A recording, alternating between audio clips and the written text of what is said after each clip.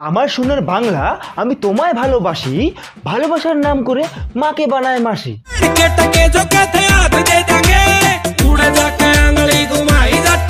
টাকা পয়সা দারুণ আছে, অভাব নাই দেশে, একটু কিছু ক্যাজরা হলে হিন্দুরা যায় ফেসে।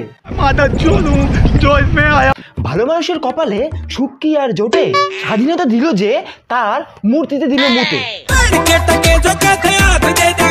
বিশ্বকবির মূর্তি ভাঙে যাতে এরা কুকুর। আমার সোনার বাংলা গানটা গাইতে পারতিস যদি না থাকতো রবীন্দ্রনাথ ঠাকুর। নমস্কার বন্ধুরা, কেমন আছো তোমরা? এমন ভিডিও বানাবো আমি, হবে না তো জেল, কারণ বাংলাদেশে লেগেছে ভাদ্র মাসের সেল।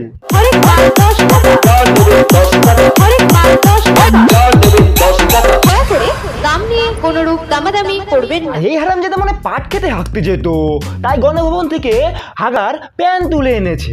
যাই হোক, প্রথমবার তো বাংলাদেশ কাপ পেলো, তো তোমরা সেলিব্রেটটা কেমন করে করলে? তো দেখো ভাই, এক সে বারকার এক চোর আমাদের দেশেও আছে, কিন্তু এরা কাংলারা চোরের মান সম্মান নিয়ে ছিনিমিনি খেলছে। একেবারে প্রধানমন্ত্রীর বাড়িতে গিয়েই লুটপাট চালিয়েছে। इतना चुभने लगा हूँ सबको, छुरा तो नहीं हूँ। कलम टूटी, कागज फटे और गिर गई शाही, मगर उठाकर देखो गजले मेरी कहीं भी अधूरा नहीं हूँ। এটা বাংলাদেশি মানুষ তো, তাই পেটে ভাঙলা গেলে মুখ থেকে হর মন বেরিয়ে আসে। Hasina has fled the country. But the teacher was horrible. আরে ঢেমনি, বাংলা মায়ের বাংলা সন্তান, বাংলায় কথা বল, ট্যাক্স লাগে না।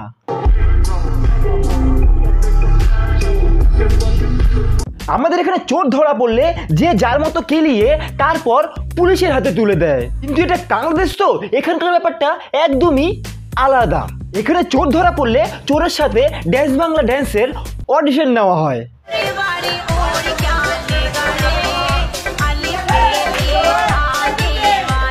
হ্যাঁ ভাই, চোরকে দিয়ে নিজেটা চুষিয়ে নে, এমন স্বাধীনতার কি লাভ যেখানে চোর স্বাধীনভাবে চুরিই করতে পারে না। ফলে অন্য দেশকে নিয়ে বেশি মাথা না ঘামিয়ে আমাদের দেশে আমরা এমন রাস্তার কুকুরদের থেকে স্বাধীন হয়েছে কিনা।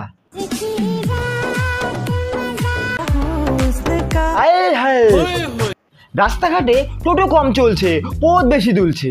আজকাল আমাদের দেশের এমন হাল যে রাস্তায় কুকুর মুতলেও জল জমে যায়, আর সেই জলে আমরা কিছু চবন চুতিয়া দেখতে পাই। পানি মে চিনি জেসে ঘোলে রাজাজি। হ্যাঁ, তো রাস্তা জল পড়ে আছে, ঘুলে খেয়ে নে। आपने लापरवाही का नतीजा है।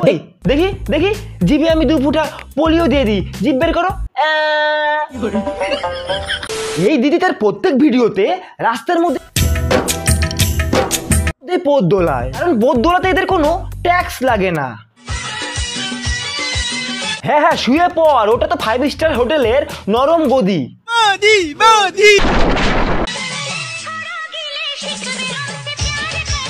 রাস্তায় বসার যখন এতই ইচ্ছা, হাতে বাটি নিয়ে বস, ভালো ইনকাম হবে। একটা সময় ছিল যখন বাঙালিরা রাস্তায় পড়াশোনা করে বিদ্যাসাগর তৈরি হতো, আর এখন এক সময় কিছু ফলোয়ারের জন্য রাস্তাঘাটে পথ দোলাতে হচ্ছে। এই দিদি যেভাবে কেলিয়ে রাস্তায় শুয়ে পড়ে, সেইভাবে তো আমি আমার নিজে খাটেও শুতে পারি না।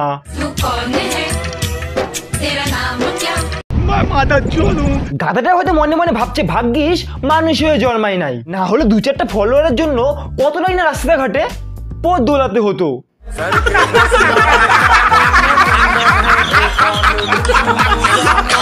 আগে ঠিক করে নাও, ভক্ত হবে না ভগবান হবে। যদি রিলসে ভগবান হতে চাও, তাহলে তোমাকে বলে দেই, শিব ঠাকুর আমাদের বিষ পান করেছিল, তো তুমি একটু ব্লিচিং পান করে নাও না ঢেমনি।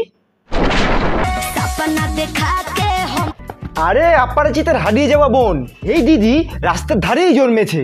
খিদে পেলে দিদি রাস্তায় খেয়ে নেয়, ঘুম পেলে রাস্তার ধারেই ঘুমিয়ে পড়ে, আর হাগা পেলে ওটা রাস্তার মাঝখানে গিয়ে হাগে। দাঁড়িয়ে আছিস কেন, পদের ওপর উঠিয়ে দে। আর এমন ভাবে চলতে থাকলে মরবেও রাস্তার মাঝখানে গাড়ি চাপা খেয়ে।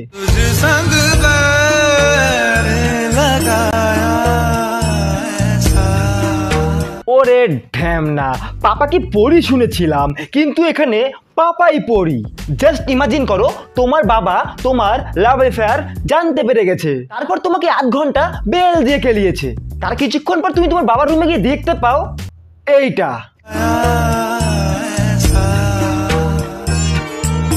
বাপেদের এই চরিত্রটাকে বাংলায় বলা হয় মিষ্টি বাপি।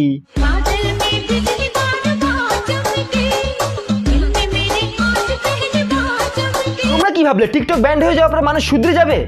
ঘন্টা, মানুষ প্রথম থেকেই জোকার ছিল, শুধু একটা প্ল্যাটফর্ম পেয়ে গেছে। এবার প্রত্যেক বাপের একটা বাপ থাকে যাকে আমরা দাদু বলি। যেখানে দাদু দিদারাই ঠিক নাই সেখানে বাপকে বলা একদম বেকার। দেখো ভাই, বর্ষাকাল চলে এসেছে, এরকম সময় আমরা রাস্তাঘাটে ব্যাঙ দেখতে পাই। ওরে বাপ রে বাপ, এটা তো আবার হাই কোয়ালিটির ব্যাঙ। না ভাই, আর নেওয়া যাচ্ছে না, ভিডিওটা আমি এখানেই শেষ করি। আর তোমাদের ভিডিওটা ভালো লাগে অবশ্যই সাবস্ক্রাইব করে কমেন্টে জানাও কেমন লেগেছে। ওকে চলো টাটা, বাই বাই। দাঁড়াও, এই ভিডিওটার ক্রেডিটটা আমি আবারও বলে দিচ্ছি, এই ভিডিওটার পুরোপুরি ক্রেডিট যায় মিস্টার ঘোষ বাবুকে। ওকে চলো টাটা, বাই বাই।